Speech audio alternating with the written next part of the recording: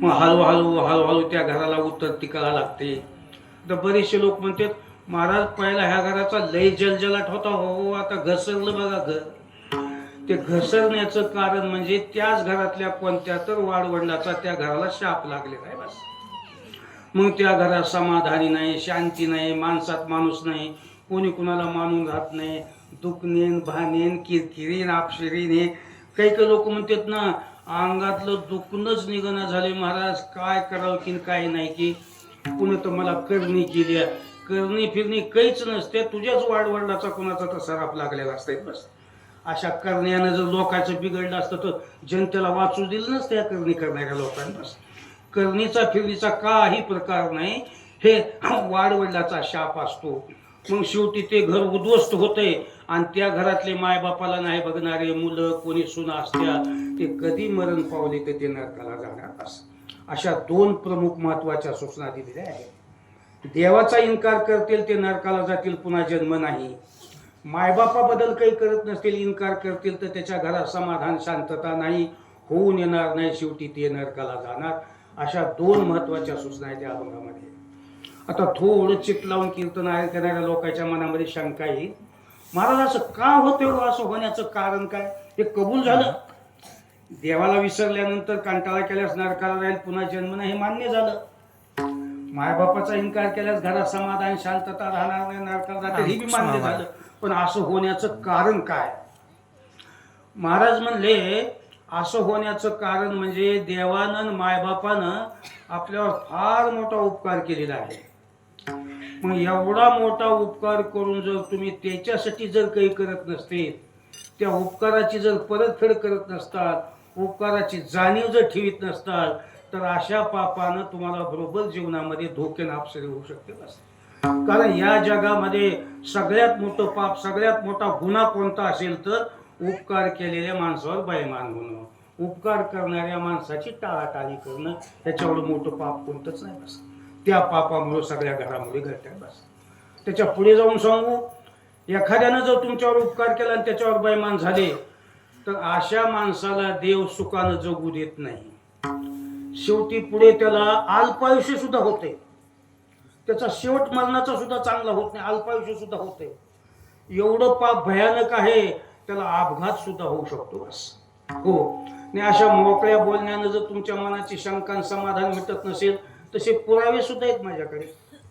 एखाद्यानं जर तुमच्यावर उपकार केला, तुम्हाला जीव लावला, पुन्हा तुम्हाला सांभाळलं, व्यवस्थिशीर तुमचं जन्माचं केलं, आणि तुम्हालाच आसरा देणाऱ्यावर जर तुम्ही बैमान झालेत आणि त्याच्याबद्दल जर पोटात तुमच्या वाईट जर आलं, तर कसा कसा त्याला धोका देतोय देव. देव कसं कसं करतंय. उगा आता तुमची खात्री पटण्यासाठी कळण्यासाठी काही पुरावे सांगतो की उपकार केलेल्या माणसावर जर बैमान झालो तर कसं वाटवलं करतंय देव, हे कळण्यासाठी एक पुरावे सांगतो. विठाला विठाला विठाला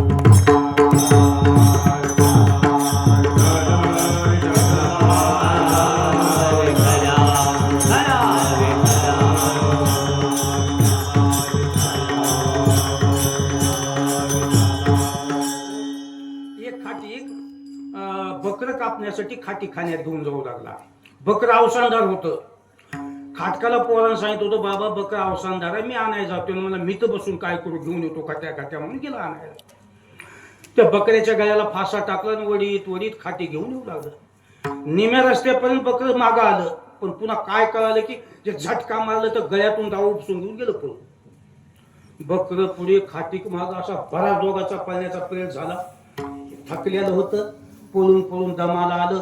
बकरं लांब गेलं तर पुढे मोठं झुडूप होतं, काय तुम्ही त्याला अवघडा म्हणता, झुडूप म्हणता, हिरवगार होतं, त्याच्याजवळ ते बकरं लपून बसलं. इतकं झुडूप दाट होतं तर ते बकरं मध्ये बसलेलं भोवतालून कुणाला दिसणार गेलं बस. खाटी का आलं, मला इथंच होतं म्हणला, कुणीकडे गेलो बघत बघत, त्याला माहित नाही याच्यात लपलंय म्हणून बस. बघत बघतच गेलो, म्हणलं आता पोरग काय म्हणते की काय नाही, की म्हणलं होतं मी जातो म्हणून, आता काय जे झाले ते सांगावं. गेलं हातच बघत बघत म्हणला. मग तिथे एक झाड होतं, आता बिडी वडावून जाऊन पोराला सांगावं म्हणून झाडाखाली बसलं.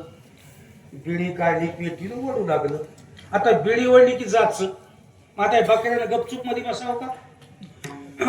त्या जावगळ्यामध्ये लपलंय, जण आसरा दिलंय, त्याचेच फाटे तोडू तोडू पानं तोडू तोडू खात बसाले. त्याच्या जीवाला लाज वाटली पाहिजे. आसरा त्यानंच दिलाय, सांभाळालंय त्यानंच, त्याचं तसं तोडू तोडू वाटोळं करावं का? आता माणसं म्हणतात ना, व खालेल्या ताटात तर असं करू नये असं म्हणतात की नाही. मग ते तोडू तोडू असं झुडूप दाट होतं, झोपा होतं, तर बाहेर जायला काही दिसणार गेलं. त्याने ते शेंडे तोडू तोडू पानं तोडू तोडू केलं. बघा इथंच आहे की म्हणलं, होती ती बिडी फेकून दिलं, असा धोंडा उचलून घातलं डोक्यावरती. तळमळ करू लागलं. आता तुला मारूनच घेऊन जातो म्हणला. दुसरा धोंडा उचलून डोक्यात घातल्या तळमळ करीत करीत मारता मारता म्हणलं, हो तू काय धोंडा घालून मला मारित होतास रे म्हणला. ज्या झुडपानं मला सांभाळलं होतं, आसरा दिला होता कडू, मी त्याच्यावरच बाईमान झालो म्हणला. नमक हराम आहे म्हणला कडू, मी नमक हराम म्हणून पाय खोडून खोडून मेलं. दृष्टांत संपला. काही कळालं का सांगण्यावरून तुम्हाला? असं जर कुणा तुम्हाला सांभाळून तुम्ही जर तसं केलं की तुमचं असं होतंय बघा. असं म्हणजे उपकाराची जाणीव ठेवा. कुणा काही चांगलं केलंय का आपल्याला? एक महाराज आपले अशा आश्रमामध्ये सिंहासनावर बसले होते. तर तिकडून एक उंदीर आलं. म्हणलं महाराज माझ्या मागं मांजर लागलंय, मला कसंही करा वाचवायचं करा. लय दामटाले हो सकाळपासून म्हणला. महाराज म्हणजे घोड करून बाहेर काही असो, आश्रमाच्या गेटमध्ये कुणाच काही करू शकत नाही. आम्ही तिथंच बसले हो गेटला, माझ्याकडे बघायला. महाराज घाबरू नको, मी आहे की येते हो, मी असल्यास घोर करायचं नाही. म्हणजे नाही तुम्ही डोळे झाकले की घंटा घंटा डोळे उघडीत नाव म्हणा, तो मला खाते. ते थर थर थर थर कापू लागलं. महाराजाला त्याची दया आली. कमंडल घेतलं, कमंडल पाणी सपकून उंदराला मारल्या. मला कुत्रं तयार केलं. बस कुत्र्याला बघितलं की मांजर गेलं पडून. बस बनला कुत्रा. बस इकडे तिकडे लागला फिरा आश्रमाच्या भाऊ चालून. बरेच दिवस कुत्रं फिरलं. एक दिवस त्याच्या मागं लांडगं लागलं. परत आलं. म्हणलं महाराज मला लांडगं दामटाले बलवा. मी आहे की, तुला घोर काय तिची काय नाही म्हणला. तुमच्या गैरहाजीत मला कसं होईल का? घाबरू नको म्हणले. पुन्हा कमवून घेतलं, सपकून पाणी त्याच्यावर मारलं की वाघ बनिला. वाघाला बघितलं की लांडगं गेलं पळून. मस्त वाघ बनला. आता वाघ हे काही हलकी गोष्ट आहे का सांगा? साधा वाघ एवढा असतं तर आता प्लस महाराजाचा वाघ. कोणतरी फिरलं लोक हो का महाराजाचा वाघ आहे म्हणा, हात जोडायचे. गेटला बसला असले की पाया पडायला जाताना लोक फुलं टाकायचे. ते महाराजाचा वाघ आहे बघा. म्हणजे बस इतकं भारी बनलं. कुणीकडे बी गेलं की लोक फुलं वाहू लागले. कुणी गेले की फोटो काढून घेऊ लागले का हे महाराजाचा वाघ आहे. इतकं भारी बनलं, इतकं महाराज वाघ झालं मोठं. तर एके दिवशी महाराज असे सिंहासनावर बसलं. आले महाराजाला म्हणाले, महाराज म्हणजे दात सलसल करालेत, मी तुम्हाला खावा म्हणालो म्हणला. महाराज म्हणले माझ्यावरच सलसल कराले, तिकडे कोणी दुसरं गवसं नका म्हणला. नाही तुम्हीच ताजे नळ नळ दिसाला म्हणला. आता दुसऱ्याला फुलाला बघू म्हणला. दुसरे दाताला गच लागत येत म्हणला. महाराजाच्या मांडीवर असा पंजा ठेवले आणि महाराज म्हणजे गडबड करू नको, गडबड करू नको इतकी. तुला लय भारी बनवलोय रे मी. तुझ्यावर हाराळी वाढली असती रे. तुझी कशी होती कथा, कसा झालाय तू विचार कर. तुला लय तसलं मला पोतीतलं सांगत बसायचं नाही म्हणा. मी तुम्हाला खाणार म्हणजे खाणार. तुला लय मोठं बनवलोय रे. बघ तू होतास कोण बघ सांगितलं पण मानायलाच तयार नाही. बस शेवटी सांगितलं लक्षात ठेव तू होतास कोण, तुला केलोय कोण मी, ते मला पोतीतलं ज्ञान सांगत बसायचं नाही म्हणता. शेवटी महाराजांना सांगितलं चौताळू चौताळू माझ्या अंगावर आला, विचार करणं झालाय. नाही चौताळू मी खाणार. शेवटी महाराजांना सांगितलं लक्षात घे, ज्याला उंदराचा वाघ करता येते त्याला वाघाचा उंदीर करायला वेळ लागत नसते. तसली धमकी द्यायची नाही म्हणला. इतकं माजलं बघा ते दिवस. आता महाराजांना तर कसा दम काढावा म्हणालो. काही काही लोक म्हणतात महाराजांना कशाला गडबड करा, म्हणजे इथवर आलीच बी दम काढावा नाही की आता त्याला. त्यानं म्हणला मला धमकी द्यायची नाही म्हणलं की महाराजाला राग आला. उचललं कमंडलू, त्याच्यातलं पाणी सटकून वाघावर मारलं की कुत्र बनिलं. दुसरं पाणी सटकून मारलं कुत्र्याचं उंदीर बनिलं. तिथंच गेटला मांजर दबी धरून बसलं होतं. भिशी भिशी आप इसको लेके जावं. मांजर पळत चाललं उंदराला घेऊन जे बाजूला गेलं, पायाची तट्टी देऊन तोडू तोडू जावं ओढू खाऊ लागलं. तेव्हा उंदीर म्हणलं हो मांजराला, तू काय मला ओढू मारित होतास रे. ज्या महाराजांनी मला वाघ बनवलं होतं कडू, मी त्याच्यावर बैमान झालो म्हणला. मी तसं करायला नाही पाहिजे होतं म्हणला, पण माझ्या डोक्यात गोष्ट आली नाही म्हणला आणि पाय खोडून खोडून मरण पावलं झालं. दस्तान संपला. गडे हो, असे दुनियामध्ये जर कोणी साध्या माणसावर जरी बैमान झाले देवाच्या डोळ्यात येते. मग तुम्ही देवावर बैमान झाले, देव कसा निघतील? एका शेतकऱ्याच्या धुऱ्यावर एक साप निघाला. निघाले मुंगसानं धरलं. शेतकऱ्याला माया आली. रोज जाता येता मला गाठ पडते, पण मला चावलं नाही म्हणला. माझा दोस्त साप आहे म्हणला, माझ्या शेतात खरवाय राहते म्हणला. त्याला माया आली. असलं लाकूड घेतलं, मुंगसाला आणलं. मारल्या मुंगसानं टाकलं. मुंगूस गेलं पळून. त्याला दात लागले होते, ते तळमळ करू लागलं. पळतच गेले डॉक्टरला. डॉक्टर साहेब, माझ्या शेतातला साप पण माझा साप आहे म्हणला. त्याला अशा चला बघ. आलं डॉक्टरनं बघितलं, पकडीनं असं तोंड दाबलं. त्याच्या लागलेल्या जागेवर असं मलम टाकलं, त्याला इंजेक्शन दिले, पावडर टाकलं आणि सांगितले 4-8 दिवसाची काळजी घ्या. काही पकड हे मलम पावडर राहू द्या, 4-8 दिवसानंतर मग हे बरं होतंय म्हणजे बस. मग डॉक्टरला विचारलं किती झालं बिल? म्हणजे 400 रुपये झालं. म्हणजे 400 रुपये काढून दिले. मग रोज त्यानं याचं असं पकडून तोंड धरायचं, त्याच्यावर मलम लावायचं, पावडर टाकायचं. 4-8 दिवसानंतर सगळ्या जखमा दुरुस्त झाल्या आणि पहिल्याच्या सर्कस असं डेली द्यायचं झालं. खुश. 400 रुपये जाईनात का कडे, पण वाचला दोस्त म्हणून खुश. 400ची मला काही किंमत नाही, वाचला ग गुरु म्हणजे बस. तर लोक एके दिवशी ते शेतकरी झाडाखाली बसले, सळ आलं, फडावरी केलं, फुस कराले त्याच्या. तर म्हणलं इकडं कस काय फुसकारी आली म्हणलाय? दात सळ करायलाय म्हणला. चाव लागते तो चिम उतरते म्हणला. मग तिकडं चाव की म्हणलाय, येतो फिरत जाचत का म्हणला, तुम्ही इथं सावलीला बसला की म्हणला. त्यानं सांगितलं विचार कर म्हणला, तुला वाचवायला मला 400 रुपये खर्च आलाय म्हणला. तुला काही कर म्हणलो का म्हणला. मग एवढा बैमान असतं ते मुंगसाला हाणलेलं लाकूड इथंच आहे की म्हणला. असा फडावरी केला होता, मारला राख्या जाग्यावर तळमळ करून गेले. तुम्ही काही येडे नाहीत, पोथी पुराण वाचलेले सगळे माणसं आहेत. भस्मासुराला महादेवाने किती मोठं केलं तो. उडत बातमी कानावर आली असेल की, भांता म्हणताव का नाही, भस्मासुराच्या अवलाद म्हणताव का नाही, पण त्याचा तोडगा तुम्हाला माहित नाही. आज भस्मासूर दुनियामध्ये 1 नंबरवर गेलता, एवढे त्याला महादेवानं वरदान दिलं होतं. भक्ती बी केलं. भक्ती करून महादेवाने एका दिवशी काय मागायचे ते माग म्हणलं. भक्तीला प्रसन्न झाले महादेव. काय मागायचे ते माग म्हणल्यास त्यानं असं वरदान मागितलं, महादेवा हलक्या सारख्या गोष्टीची मला गरज नाही म्हणला. अशी एक वस्तू मला द्या, या जगामध्ये या दुनियामध्ये कोणीच माझी टीका निंदा करू नये, कोणी मला विरोध करू नये. मला कोणी गेलं तर हात जोडावून, कोणी पाया पडावून, कुठे फुलाचा हार घालून सत्कार, कुठे फुला माझा जिकडे जावं तिकडे जे जे कारच व्हावं, माझ्या लोकांना उन पुन्हा गाऊ नये, मला कोणी विरोध करू नये, एवढं वरदान द्या.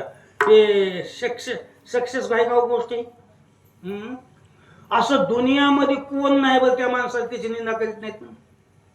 आणि ते म्हणाले दुनियात सगळे लोकांना पाया माझ्या पडावं, सगळ्या लोकांना माझा जे जे कार करा. असं आहे का कुठं? आज या जगामध्ये एकही माणूस नाही की सगळे लोक त्याला चांगलं म्हणतात. तुम्ही कसे वागा हो, काही कहाणं पण लोक म्हणणारच, कसे वागा. आता दुनियामध्ये एकापेक्षा एक वागणारे लोक आहेत. मला सांगा, संसार करून परमार्थ करणं चुकलंय का कुणाचं बी? मग तुकाराम महाराजांनी संसार करून परमार्थच केलता की गावात राहू दिलंय लोकांना? बर, एका बायकोवर जन्मभर राहिलेला माणूस चांगला आहे का नाही? रामानं जन्मभर एका बायकोवर जन्म घातला की त्याला लोकांनी नीट बोलले का? बर, कृष्णाने विचार केला, एक बायको करणाऱ्याला लोक बोलायचे, आपण तिथं आली की लग्न करायचं म्हणजे बस. 16,000 बायका केली, त्याला लोक नीट बोलले? संसार बी, श्रीमंती बी, परमार्थ, 2-3 गोष्टी केल्यास वाईट आहेत का? माणसानं श्रीमंत व्हावं, परमार्थ करावं, संसार वाईट आहे का? मग एकनाथ महाराजांनी तेच केलं होते. कोणते लोक त्याच्या पाठीमागे राहिले?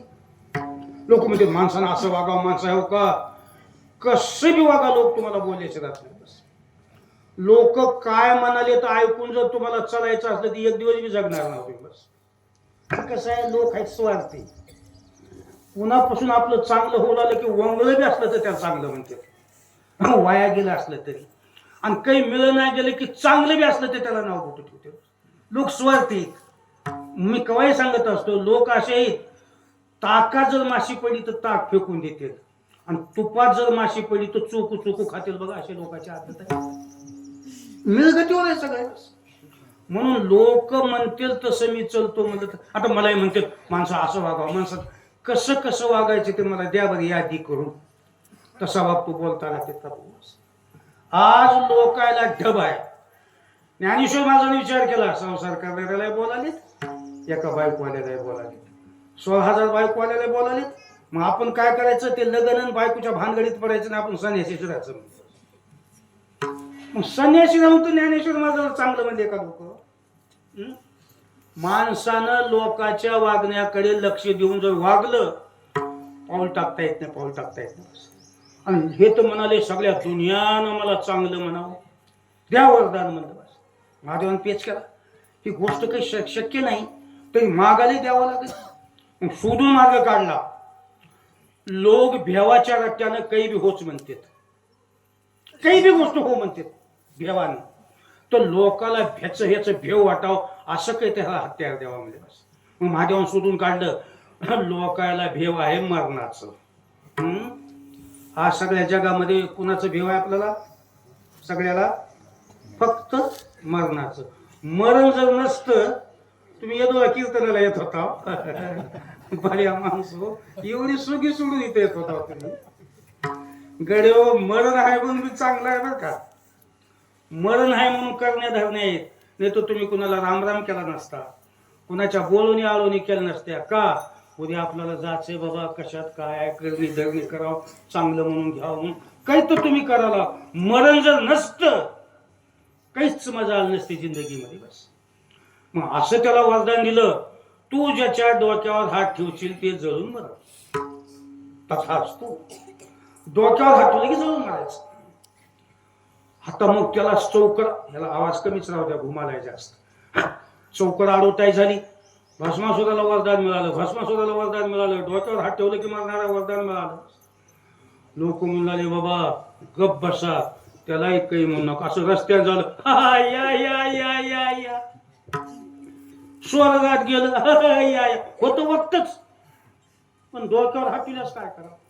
कुणी कुचकुच करू बोलू नको, डोक्यावर हात ठेवल्यास उद्या उकाळ्या पाकाळ्या कोणी काढायला तयार नाही. सत्य लोकात गेलं या, कैलासात गेलं या, निजधामाला गेलं या, कोणी कडबी गेलं तो लोक जे जे कार करू राहिले. गावात आणताना मिरवणूक, फुलानं सत्कार करू राहिले. इतका भारी बनला दुनियामध्ये. मग एवढं महादेवानं चांगलं केल्यानंतर पूजा फिजा करावं मानावं का. त्याच्याकडेच गेले. एके दिवशी म्हणाले, महादेवा मला जे तुम्ही वरदान दिलं डोक्यावर हात ठेवल्यानंतर जळल म्हणून मरल, ते कुणासाठी आहे का. दुनियात कोणी बी असू द्या म्हणजे. मग मी जर तुमच्या डोक्यावर हटवला तर तुम्ही जळता. हा मी बी जळणारच की म्हणजे.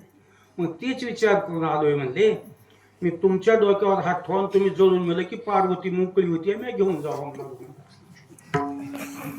फुटोच हात म्हणून उठल्या उठल्या तिथून जे महादेवजी निष्ठले, हे भस्मासूर महागण महादेव पुढे असा प्रेर झाला पळण्याचा. सत्य लोकात गेले तिथं कोणी नाही, निजधामाला गेले तिथं कोणी नाही, कैलासात गेले तिथं कोणी नाही, स्वर्गात गेले तिथं कोणी नाही. वैकुंठात गेले तर विष्णू भगवान बसले होते. गेले विष्णू भगवानाच्या गळ्याला पडले. विष्णू भगवान मला, कारण हे दोघं दोस्तच आहेत की, क्लासमेटच आहेत की दोघं बी. ते कवा ह्याच्यावर येईल टाळते, कवा ते त्याच्यावर.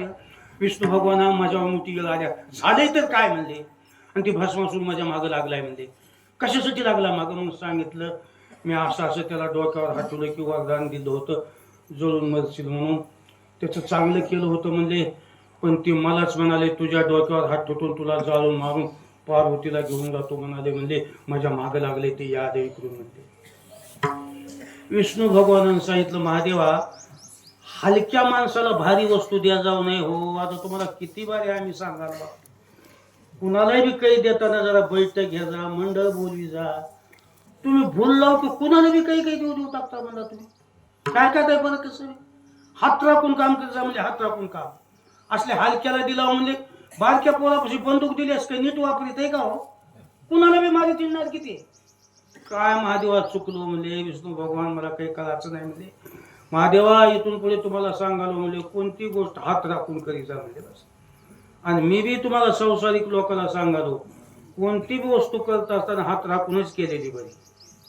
मी प्रत्येक म्हाताऱ्याला सांगतोय पोरं वायले बी राहू लागले तर आपलं सगळं चंबू गबाळ वाटून देऊन यायला लागते. सगळ्या पोराला असं बसवायचं पोरं जमीन वाटून करीत नाही तर सणाला कशा बोलीत नाही ते बघू. म्हातारी बी चाबरे होऊन गेले तर आपले मला काय करायचंय मला काय करायचंय.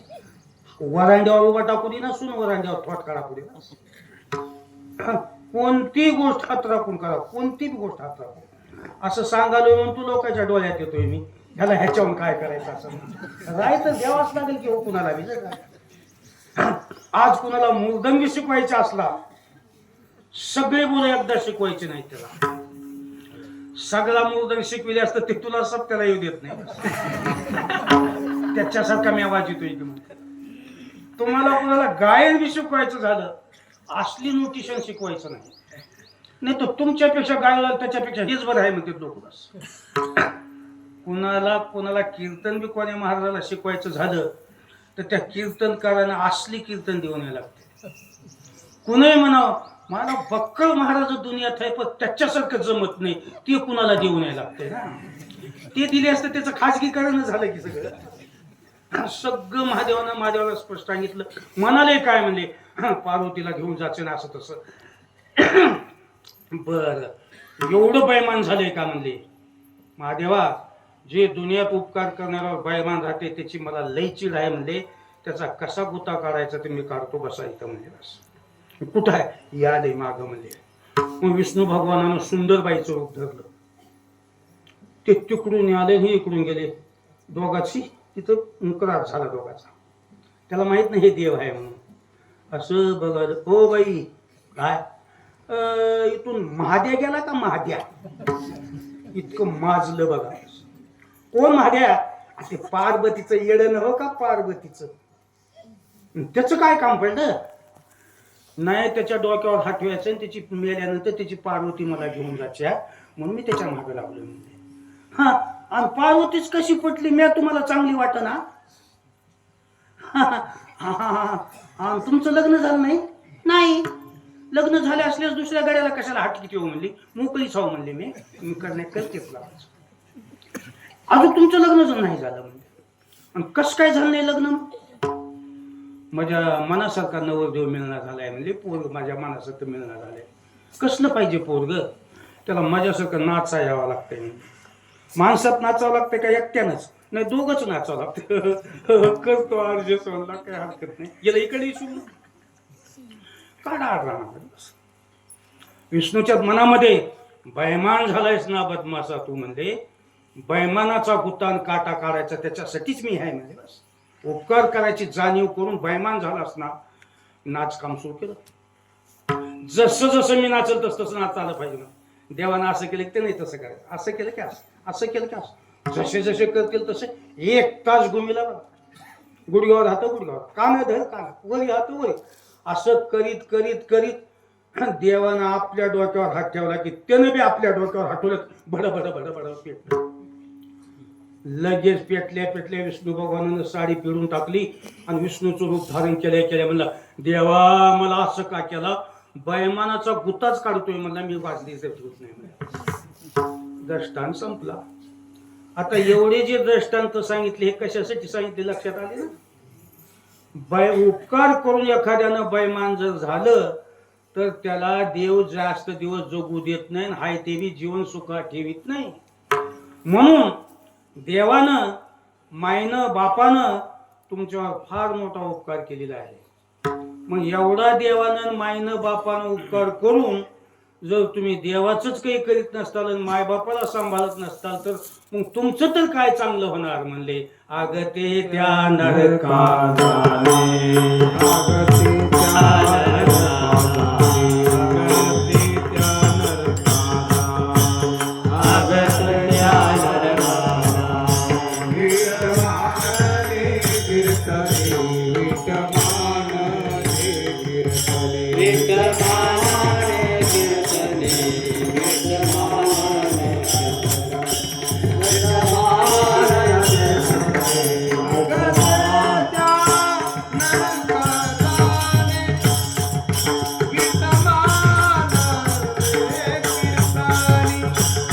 वितमान कीर्तनी वितमान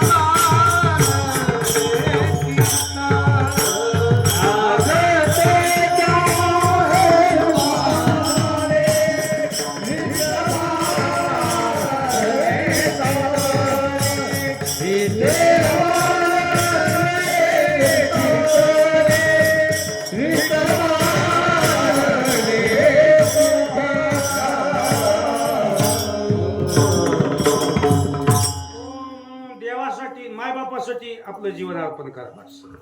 ज्या देवानं ज्या मायबापानं तुमच्यावर उपकार केलाय त्याला विसरून तुम्हाला इथं तर सुख नाही, पुढे काही चांगली जागा नाही.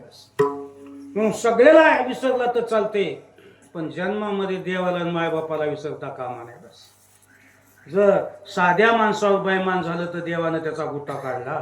मग प्रत्यक्षात तुम्ही देवावर जर बैमान झाले तर मग तुम्हाला कसं जीवन सुखी जगता येईल. बस म्हणून गडे हो, शहाणे असताल तर देवन मायबाप जन्मभर विसरू नका. बस कारण तिनं भयानक आपल्यावर उपकार केलेला आहे. बस बरं महाराज, मग तुम्ही म्हणाले देवानं उपकार केला, मायबापानं उपकार केला, जर विसरले त्याला काही नाही केलं, नाही जमलं तर तुम्ही असं होईल तसं होईल म्हणता.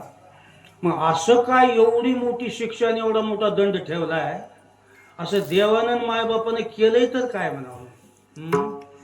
दंड तर लय भारी ठेवलाय, असं काय मायबापाने केलं एवढं मोठी शिक्षा, अशी शंका आहे तुमच्या मनामध्ये. तर आता देवानं आपल्यासाठी काय केले, देवाचा आपल्यावर काय उपकार आहे, माईनं बापानं आपल्यासाठी काय केलेलं आहे, मायबापाचा आपल्यावर कसा उपकार आहे. आता इथून पुढच्या कीर्तनात तुम्हाला ह्याची माहिती सांगतो. बस कारण बरेचसे लोक म्हणतात ना, कोणी काही देऊन घेऊन चालवायला एखादं पुढे पुढे करायला असं म्हणतात ना, तसं देवानं माईनं बापानं काय आपल्याला देऊन घेऊन चालवलंय का. कारण संस्कृती कशी आहे, कुणाही वाटीभर भाजी दिली तर पळीभर भाजी देऊन हात जोडावं लागतात. हो दिला असेल मग तुला कोण दे म्हणलं मग तर वाचका नाही म्हणलं, हे म्हणणं म्हणजे बिगीनं मरायचं औषध घ्यायला हे नाही, लय दिवस वाचत नाही. तर मग असं देवानं माईनं बापानं काही देऊन घेऊन चलवलेलं आहे का. आता ह्याचा विचार सांगतो.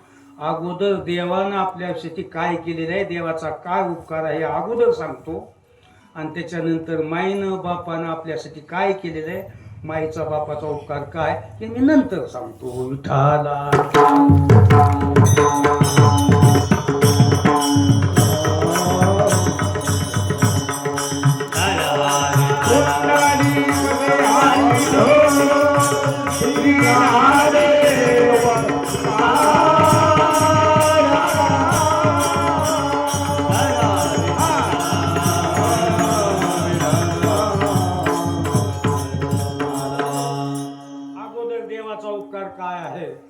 काय लोक म्हणते देवाचा उपकार केला, देवानं तुम्हाला सांभाळले म्हणता. असं काही अडचणीच्या टायमाला देवानं पैशाचा जुडगा देऊन बगडे पुढल्या कामाला लाग असं म्हणलेलं कुठेच दिसणार. म्हणजे एवढा जन्म झाला तर कधी देव तंगीच्या टायमाला हिंगधर म्हणला नाही, आणि तुम्ही देवाचा उपकार म्हणाले.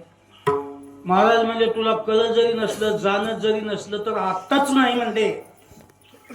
तू ज्यावेळेस माईच्या पोटामध्ये होतास, त्या पोटात होतास तेव्हापासून देवानं तुला कशा कशाची गरज आहे, काय काय लागतं याची तरी देवाने केलेली आहे. महाराज सुद्धा म्हणजे ना, जननीच्या पोटी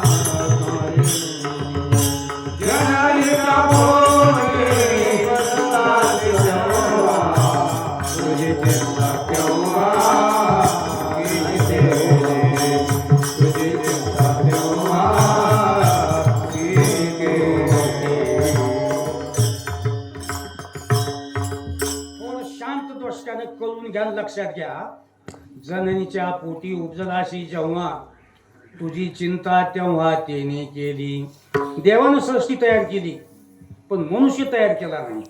बाकी सगळे अवंत सृष्टी तयार केली आणि देवालाच पश्चाताप झाला. याच्यातलं एक बी माझ्या उपयोगाचं नाही. तर आपल्याला असं एक मनुष्य जन्माची भावली बनवायची तर तिनं रोज आपली पूजा, रोज आपलं ध्यान, माझ्या कामामध्ये राहायचं एखादं प्राणी तयार करावा, म्हणजे केलेल्याचं चीज होतंय. म्हणून बाकीची सृष्टी सोडून देऊन मनुष्य जन्म तयार करण्याच्या तयारीला लागले. आता मनुष्य जन्माची भावली तयार करायची, पण आता करावं कुठं? कारण धंदा टाकायचा झाल्या जागा पाहिजे ना. मला धंदा टाकायचा धंदा पण जागा पाहिजे ना. तसं देवाने विचार केला ही मनुष्य जन्माची भावली बनवावं कुठं? मग आदिमायेची नेमणूक केली. आदिमाया म्हणजे बाई. बाई हा आदिमायेचा अंश आहे. बाई ही आदिमायेचा अवतार आहे. मग ह्या बाईच्या पोटामध्ये मनुष्य जन्माची भावली तयार करायची. मग बाईच्या पोटामध्ये आपला जन्म द्यायचा ठरवला. ते एक असा बघाय बघा, चिंचच्या पानावर उभविले देऊ, आधी कळस मग पाया रे. माईच्या पोटामध्ये जिथं आपण तयार होतो की नाही ती जागा चिंचच्या पानाच्या आकाराची आहे. मग कसं म्हणजे चिंचच्या पानावर उभविले देऊ, आधी कळस मग पाया रे. माणूस तयार होताना अगोदर कळस म्हणजे डोकं तयार होते, आधी कळस मग पाय तयार होते. बस. मग देवानं जागा साफसूफ केली चिंचच्या पानाच्या आकाराच्या माईच्या पोटामध्ये. मग त्या जाग्यावर 1-2 थेंब पाणी टाकलं आणि तिथं आता या ठिकाणी आता भावली बनवायची म्हणजे. मग त्या 2 थेंब पाण्यापासून अशी भावली तयार केली. सुरुवातीला डोक्याचा भाग बनवला देवाने. असं डोकं तयार केलं. डोकं तयार झालं की पुन्हा विचार केला, जसं गाडी चालवायला ड्रायव्हर भारी पाहिजे तसं सगळं शरीर चालविण्यासाठी एखादी वस्तू पाहिजे. नुसती वस्तू तयार करून काय उपयोग आहे? म्हणून अशी वस्तू तयार करायची सगळं शरीर त्यानं हँडल केलं पाहिजे. म्हणून एक ताकदवाद चेंडू तयार केला आणि त्या डोक्यात टाकून दिला. त्याला एक मेंदू, अक्कल आपण जे म्हणतो ना मेंदू, ते मेंदू बनविला. मग डोक्यात टाकून दिल्यानंतर देवाने विचार केला वस्तू भारी आहे, सहजी कमकुवत होणार म्हणून टप्परनी बर टाकून दिले. कारण भारी कंपनीच्या मालाला कव्हर बी भारीच असते ना. हलके थरथर मग मेन कापडात घालून देते तुझं. आणि कंपनीचं मोठं सामान किती आदळलं तरी त्याला काही होऊ नये म्हणून कशी पॅकिंग येते. आता टीव्ही पिव्हीला कशा पॅकिंग देते तसं देवाने विचार केला वस्तू भारी आहे, कमकुवत जमत नाही, टप्परनी बर टाकून दिले. मग डोळ्याचा भाग केला, पुन्हा नाक, पुन्हा तोंड, असं बनीत पुन्हा हात बनले. असं तयार करीत पुन्हा छाती बनली. छातीपासून पुन्हा पोटाचा भाग आला. मग पोटामध्ये मशीन तयार करावं लागली. जसं आता आपण गाडीचं टोपण उघडून बघितल्यानंतर सामान आहे का, बॅटरी, आर्मीचेअर, डायनोमा, बरंचसं सामान आहे ना गाडी चालविण्यासाठी. मग तसं देवानं किडनी, वाल, जठराग्नी, आतडे, जेवढं सामान लागते तेवढं इथं भरलं सामान. मशीन चालू केली. बस. पुन्हा पुढे पायाचा भाग बनला. तन साच्या बघितला, वा, खास भावली तयार झाली. पूर्ण भावली तयार झाली. अशा प्रकारे आता आपल्याला मनुष्य जन्माची निर्मिती करायची म्हणजे.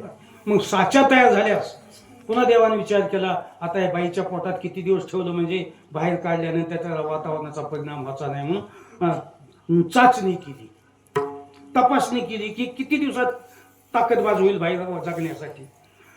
तर शोध लावला तर ते 279 दिवस बाईच्या पोटात ठेवल्यानंतर हे पुढे सृष्टीमध्ये वावरू शकते. म्हणून 279 दिवस मध्ये ठेवलं.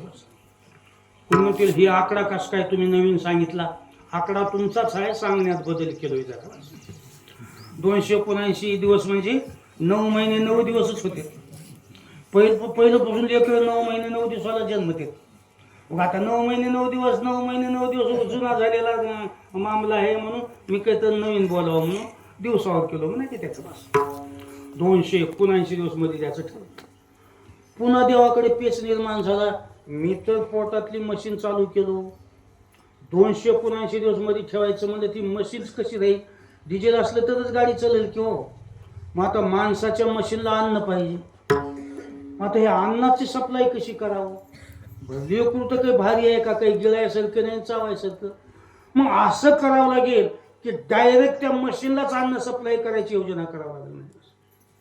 मग देवाने विचार केला कमकोत लेकराला डायरेक्ट पाहिजे म्हणून बाईच्या पोटामध्ये अन्ननलिका, म्हणजे आता जेवढी जन्मात आलो तेवढा अन्ननलिका आहे.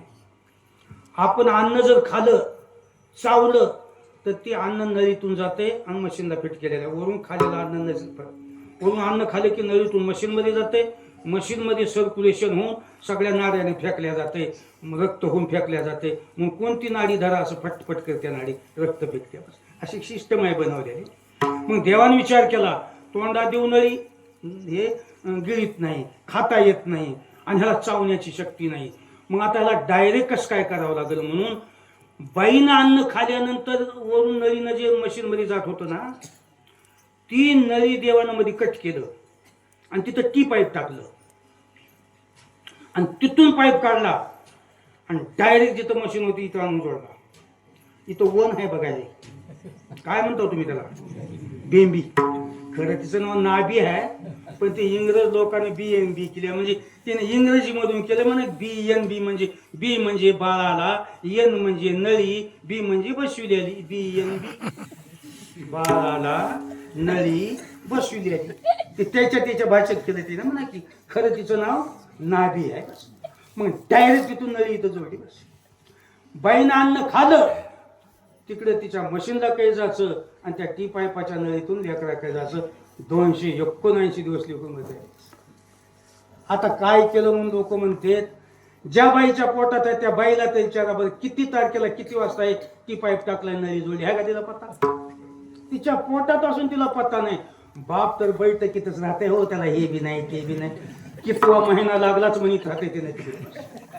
पण तिच्या पोटात असताना तर कुठं काय झालं, ते जेवण केल्यानंतर सारखं कुशल चाललं. त्याच्या पुढे हे एक जठराग्नी आहे पोटामध्ये. कसले अन्न खाल्लं तर 5 घंट्यामध्ये जिकडे तिकडे करते बघा. इतकं तेज अग्नी आहे, त्याला जठराग्नी म्हणते. मग आता 5 घंट्यामध्ये तुम्ही गाजरं खा, काकड्या खा, निब्बर असलं तरी ते, आता चहा भगवा पितो आपण, पांढरं पाणी काढते त्याला, भगवा कलरच उडून टाकू ते. 5 घंट्यामध्ये कसले अन्न खग्रास करणारा तेज अग्नी आहे. मग तुम्ही विचार करा, लेकरू जन्मल्याला थोडं उन्हात नेलं तर कासावीस होतं, लाल भडक होते. 5 घंट्यात अग्नी खलास करणारा जे जठर अग्नी असताना मग त्या लेकराला भाजून कसा टाकला नाही ना, करपून झाला पाहिजे की लेकरू एवढ्या धडाक्यानं.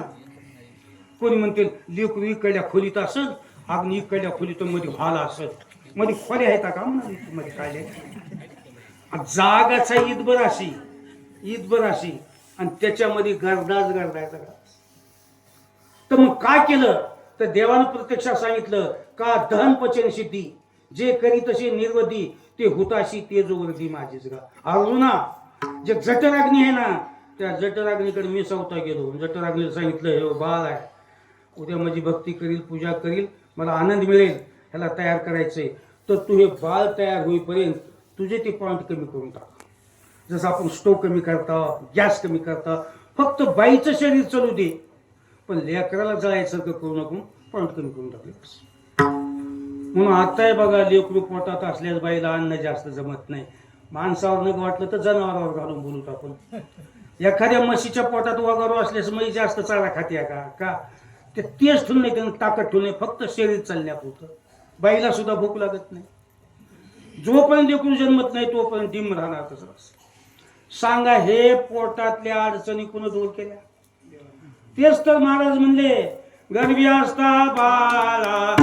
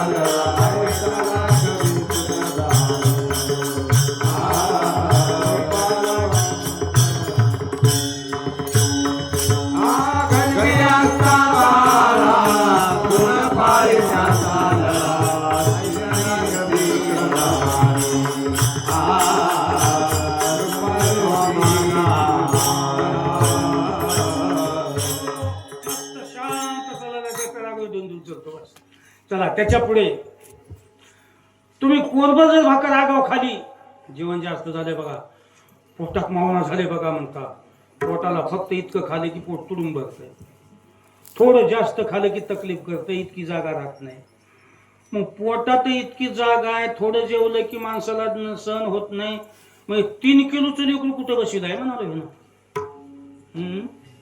लेकरू जन्मल्यास किती किलो चालताय, म्हणजे जागा राहिली कुठं. महाराज म्हणे ना, तुका म्हणे कैशी बैसण्याशी ठाव आणि जठरी बाळा वाव्या काय की जागा तर नव्हती, आणि त्या बाळाला जागा मिळाली कुठून. तर देवानं सांगितलं मी करून दिली जागा. म्हणजे का, मी स्वतः गेलो, किडनीला सांगितलं थोडं सरक पलीकडे, वालला सांगितलं थोडं दब, जठराग्नी थोडं सारासारी करून ती लेकरू बसायची जागा मी रिकामी केलो. कारण कसं आहे, आता एवढा मंडप भारी आहे, अजून 100-200 तर माणसं याच्यात बसते, पण कोणी सारखा म्हणावं लागेल का नाही होती ना. जागा आहे पण सारासारी करून जागा द्यावं लागेल ना. तसे सगळे सामान आपल्या आपली जागा देऊन बसले होते, मी स्वतः घेऊन सगळे सारासारी द्यायला जागा केली. असे 279 दिवस काहीतरी मस्त माईची सप्लाय होऊ लागली, मध्ये सगळा चारा पाणी त्याला मिळाला. 279 दिवस पूर्ण भरले. देवाने सांगितलं आता झाला, उद्याचा दिवस बाहेर काढण्याचा आहे. आता उद्या 279 दिवस झाल्यानंतर बाहेर काढायचं. पुन्हा देवाने विचार केला, वातावरण घटकत आभाळाचे आले, घटकत हिवच पडाले, घटकत ऊनच पडाले, हे वातावरण खपते का नाही बघावं लागलं.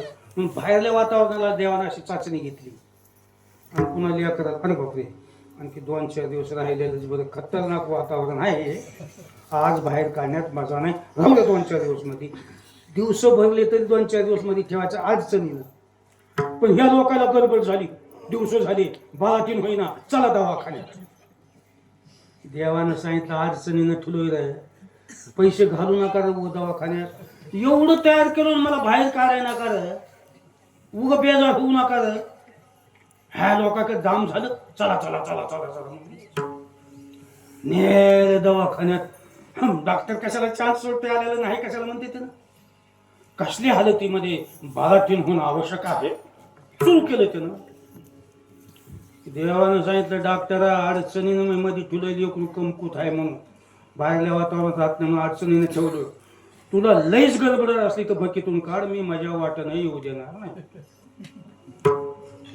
त्यानं बकीतूनच काढलं आणि काढल्यास मग म्हणाले लेकरू कमकुवत असल्यामुळे 8 दिवस काचामध्ये ठेवावे लागते.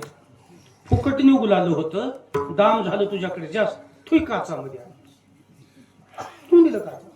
व्यवस्थिशीर पद्धतशीर मी सगळं करणार. डोळा गुराला काही दवाखान्याचं इतका कुठं, तिची टाइम आली असेल, तारीख आल्यानंतर मी बरोबर त्याला जन्म देणार. असं ती मजेच करायची सगळी. पण लोकांचा विश्वास नाही, दाम झाल्यामुळं बसू वाटत ना लोकांना. आलं लेकरू बाहेर, आल्या आल्या त्या लेकरानं काय केलंय, ती पाईपातून पाईपच उपसून घेऊन आलं बोंबीला. वगाराला बघितलं असेल की तुम्ही, तसलंच आपलं बी आहे ते, नळीच घेऊन आलं. मग आता ती बाईची नळी सप्लाय होणार, ती पाईपातून लिकेज झाली. एका सेकंदातच ती पाईपाचं होल बुजून टाकलं देवाला. कारण बाई मरते आता का, लिकेज झाली, नळी उपसून घेऊन आलं. किती वेळामध्ये ती पाईपाचं होल बुजलं असेल बघा. काही काही लोक म्हणते बाळापणातच मेली, ते होल बुजवायला देवाला उशीर लागला म्हणून बाई गेली. किती वेळामध्ये बुजवाबुजी केली बाई ताई. मग लेकरू बाहेर आल्यानंतर मग त्या जठराग्नीला सांगितलं, हा आता वस्तू पदरात पडली, बाईची जी झीज झालेली आहे तर तू आता भरून काढ, तुझे पॉइंट वाढव म्हणून जठराग्नी पुन्हा भर करा. मग लेकरू जन्मल्यानंतर बाईला जे भूक चालू झाली भडकलं ते. मग 15 दिवस झीज भरून काढायला इतकी भूक लागणार बाईला, एक माणूस बाजार आणायला 2 माणसं करून घाला. दोन माणसाला सुधरली ना बघ बाई, निम्या रात्री बी खाणं चालू, कालवीनं बी चालू, चुरून बी खाऊन उभट्या बी खाणं. ते भडकलं ना, ते भडकलं. 15 दिवसामध्ये झीज भरून काढायची ती, नाही तर बाई कम कुठून भरून जाईल. झालं लेकरू हातात पडलं. आता विचार करा, ह्या जे सगळ्या गोष्टी जे केल्या कुणी केल्या त्या सगळ्या? उगा जन्माला हेच म्हणाल, लय सामान लागलेली तुम्हाला, आणि तेवढा कुठं वेळ आहे म्हणालास तू? झालं का म्हणजे एवढंच लेकराचं काम आहे? जन्मल्या काही जेवाय बसते का? मग तिथून पुढे त्याचं शरीर चालवण्यासाठी काय पाहिजे? दूध. मग आता दूध बी कोणतेही जमना, ते देवालाच माहीत किती पातळ पाहिजे, किती ताकदीचं पाहिजे. हे दूध त्यानंच तयार केलेलं आहे. म्हणून तर महाराज म्हणजे कोणी केली बाळा दुधाची उत्पत्ती. माईच्या स्तनामध्ये दूध कोण तयार केले? दूध आलं कुठून? आता तुम्हाला त्याच्यातली बारीकी सांगतो. लोक म्हणते देव काय करते, देव काय करते, देव काय करते. माना न माना जाना एवढं करून नाही जमलं तर तुमची कड लागणार आहे, माहीतच आहे तुम्हाला. पण काय करते देव म्हणजे कुणी विचारलं तर तुम्हाला त्याच्यातली बारीकी सांगून नाजूक. तुम्ही जन्मण्याच्या अगोदर तुम्हाला जन्मल्यास काय काय लागतंय त्याचा आधी मॉल स्टॉक करते आणि पुन्हा तुम्हाला जन्म देते. म्हणजे ह्यालाच म्हण आहे बघा, चोंच निर्माण करण्याच्या अगोदर देव चारा बनवतो. हे लक्षात असू द्या. हे खरं आहे का? मी सिद्ध करून देतो ना. चोंच निर्माण तुम्ही तयार होण्याच्या आधी तुम्हाला काय पाहिजे ते दिले का नाही देवान? बघा, खात्री करा. लक्षात घ्या, मी जन्मण्याच्या अगोदर आमची आई 10 वर्षाची होती. आमच्या आईचं लग्नही झालं नव्हतं आणि मी जन्मले नव्हतो. वय 10 वर्षाचे असताना आमच्या आईला दोन्ही स्तन होते. आता 10 वर्षाच्या मुलीला स्तन आहेत की नाही? मग देवाला प्रश्न केला, ह्या 10 वर्षाच्या मुलीला तू दोन्ही स्तन का बरं दिलास? देवानं सांगितलं, आता ह्याच्यानंतर ह्या मुलीच्या पोटाला एक बाळ जन्मणार आहे आणि ते ह्याच्यातलं दूध पिणार आहे. जन्मल्या दुधाला सांगता येते, जाय त्या स्तनामध्ये थांब, मी पात्र तयार करून ठेवतो आणि टाइमला दुधाला सांगता येते जा. एकच पात्र घेऊन दूध आणणं वेगळं, हाय त्या पात्रात घेणं सोपं करून ठेवलं, सोपं. म्हणून रिकामे स्तन असताना लेकरू जन्मल्या त्याच्यात दूध भरते. त्याने दूध, हे दूध कुठून आलं कुणा घातलं? काही गैरारी लोक म्हणतात ते कुणाला घालायची गरज नाही, कोणी आणू शकत नाही. ते लेकरू जन्मलं की ते नैसर्गिकच आहे, ते आपोआपच तिच्या स्तनामध्ये येत.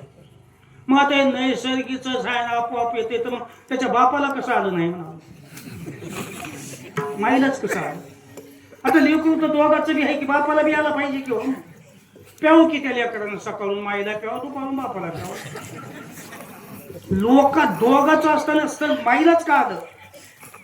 बर झालं का म्हणजे एवढंच काम? दुधाचंच काम आहे. नुसतं दूध देऊन बी देव थांबला नाही. रोज चक्कर करते माईकडं आपल्याकडं. लेकरू पिऊ लागलं, त्याची भूक किती असताना दूध किती आहे बघते. लेकराची भूक वाढू लागली की दूध बी वाढवी, श्रीपती सवे दोन्ही वाढते. इकडे बाळ बी वाढू आले. म्हणून तर ना आमच्या महाराज म्हणजे ना, माईच्या स्तनातलं दूध म्हणजे जैसा का वाळीचा चलमा. चलमा म्हणजे विरा. वाळूतल्या हिऱ्यामध्ये पाणी भरपूर नाही आणि उपशिल्यानंतर कमी पडत नाही. तसं माईच्या स्तनामध्ये दूध चरवीवर नाही, लेकरू पेलं तर कमी पडत नाही. दूध स्टॉक नाही, पिऊ लागलं की कमी पडत नाही, अशी त्यानं मध्ये सगळी सिस्टम बनवली. मग ते दुधाची कुलं तयार केली जातात.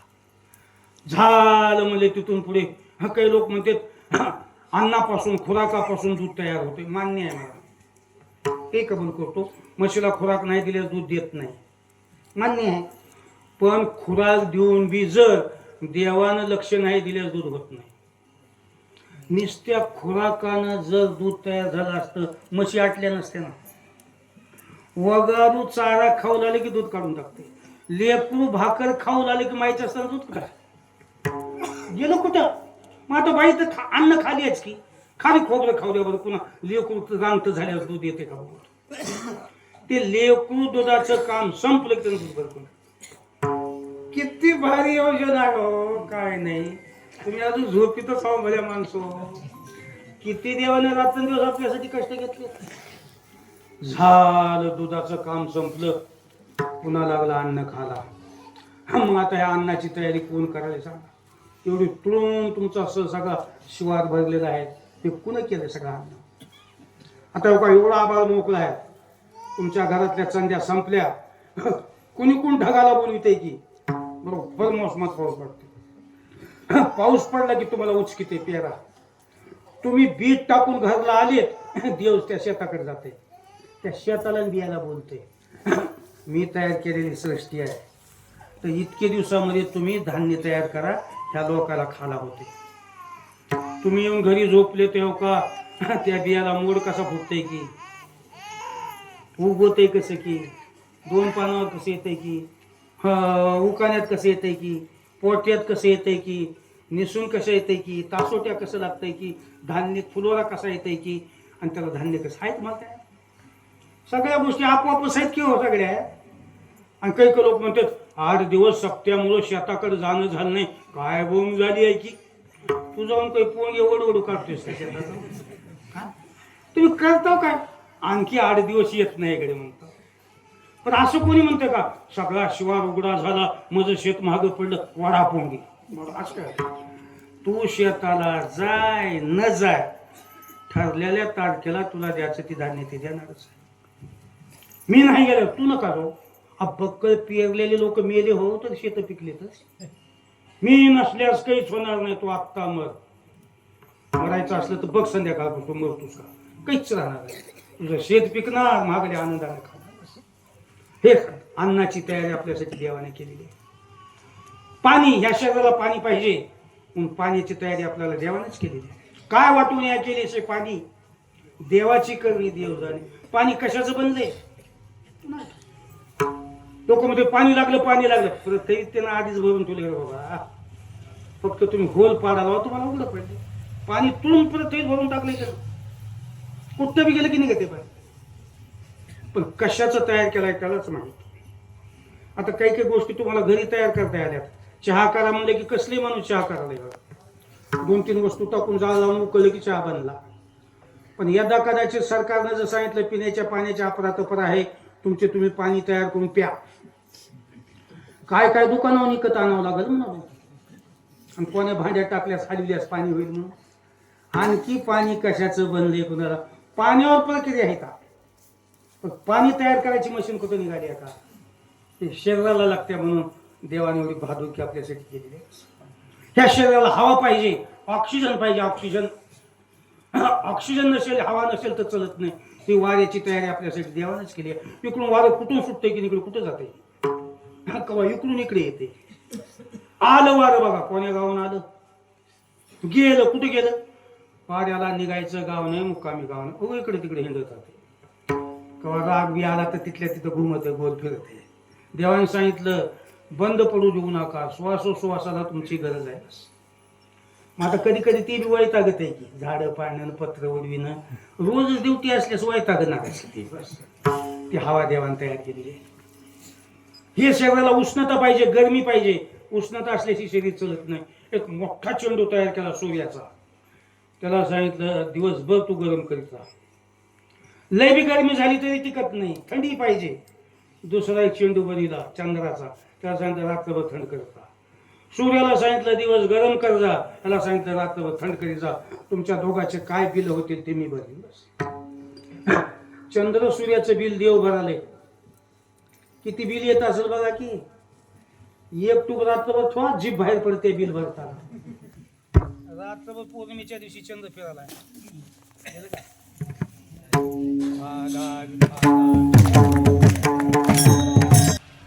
आता एवढं तुम्हाला जन्मलं तेव्हापासून जीवन जगजेपर्यंत सगळे सामान तुम्ही कुणाचे वापराला.